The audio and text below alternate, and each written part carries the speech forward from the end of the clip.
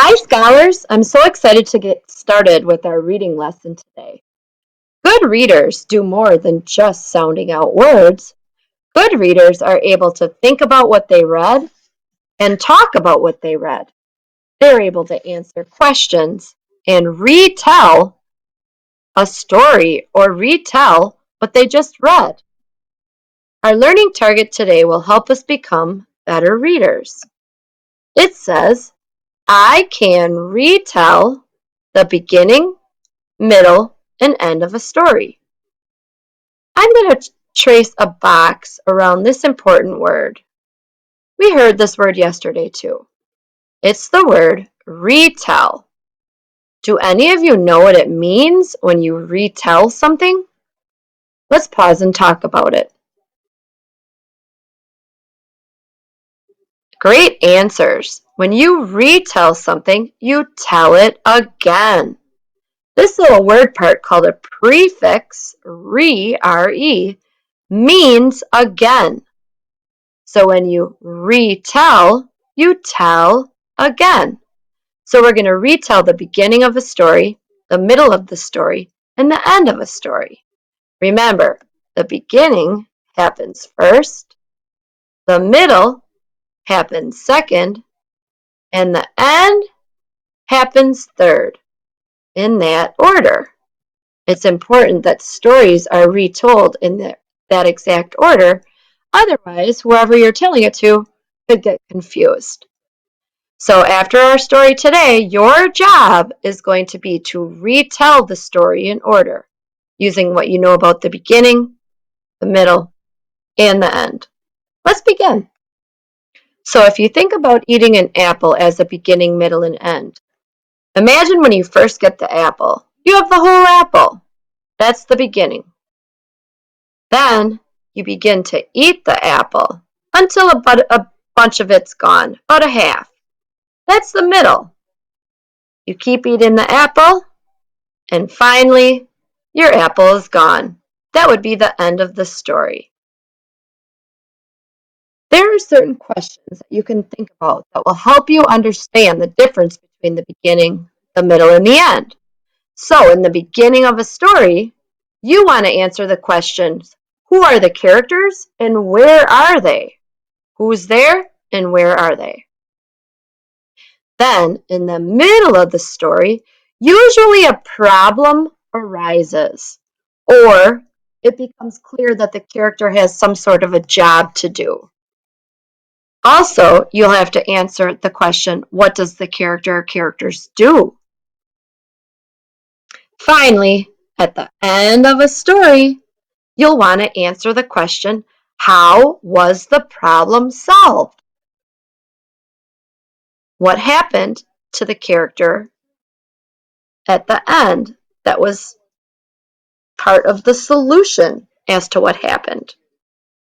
You'll also want to answer the question, how does the character feel or change by the end of a story? Usually characters feel differently by the end, or there's some sort of a change that takes place. Today we're going to read a story called Following the Map. What do you know about maps? Because this story is called Following the Map. Let's pause and talk about what we know about maps. Excellent, we know a lot about maps. Maps help us find places. We're going to go into Raz Kids today, and we are going to read this story together.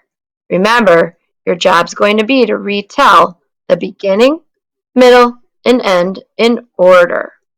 Here we go. Following the Map. Following the Map. Written by Keith and Sarah Court-Martin. Illustrated by Ivaka Stevanovic. Mom gave Kelly a map and a compass as a gift.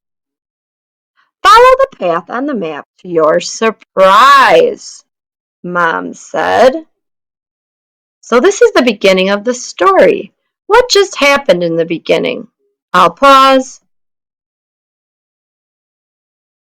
Excellent, friends. At the beginning of this story, Kelly's mom gave her a map and told her to follow it in order to find her surprise. So she has a job to do. She has to go find her surprise. The path on the map went 15 steps north. Kelly checked her compass. Kelly walked 15 steps. She bumped into the mailbox.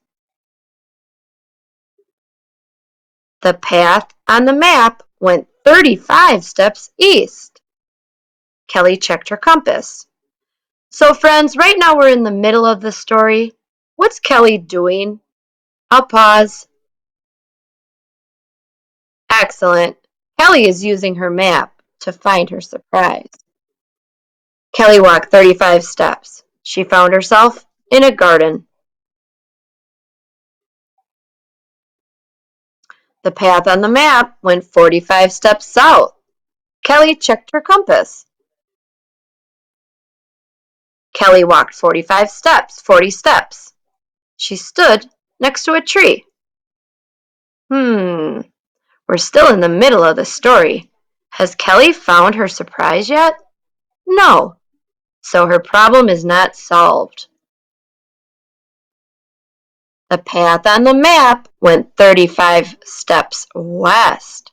Kelly checked her compass. I wonder where she's going. Kelly ran 35 steps. Yeah, she ran. She was excited. She ran up to the front door of her friend's house. Does anyone have a prediction as to what's happening at her friend's house? I'm going to pause and see what you think. Okay, let's see if your predictions are come true. Oh, before I read the text, we can already tell by the illustration.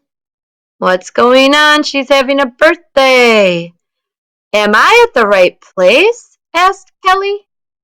Kelly's friends jumped out and yelled, "Happy birthday!" So that was the end of the story right here. So what happened at the end of the story? I'll pause. Okay, very good.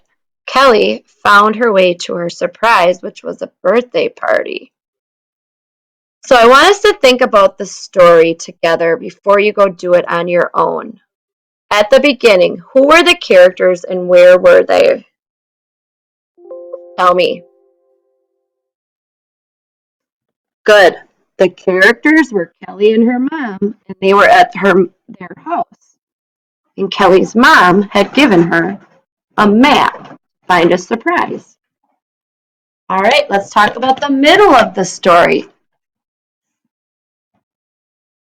What problem arises and what did the character do? Now remember, it wasn't really a problem, but what was Kelly out trying to do? Let's pause. Great. In the middle of the story, Kelly was using her map to try to find her surprise. She was following all of the different directions. Good. Finally, at the end, this is the best part. How was her problem solved? In other words, did she find her surprise? Thumbs up for yes, thumbs down for no. Yes, good. Thumbs up. She found her surprise. So how did she feel at the end of the story? Show me on your face. Yep, I see a lot of smiles. She felt really good and really happy because she found her surprise and it was a birthday party. So now you are going to go into Seesaw and you are going to use your drawing and writing tools to draw and write about the beginning, middle, and end of the story. And then after you're done drawing and writing, use your microphone to retell the story to me. All right, go ahead and get to work.